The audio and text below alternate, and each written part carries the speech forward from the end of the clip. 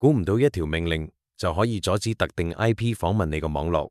今日教你標準 ACL， 標準 ACL 只會睇來源 IP 地址，編號通常係1到99。例如想封鎖 192.168.1.10， 打 access list subdeny host 加 IP 就得，記得要加多個 permit。Any 允許翻其他正常嘅網絡流量通過啊。寫好之後，入去接口 gig0.1，用 IP-access group subout 套用佢。講下關鍵字 ，host 代表精確匹配一個 IP， 即係反掩碼全零；而 any 就代表匹配所有 IP， 等同反掩碼全部係255。點解一定要加 permit any？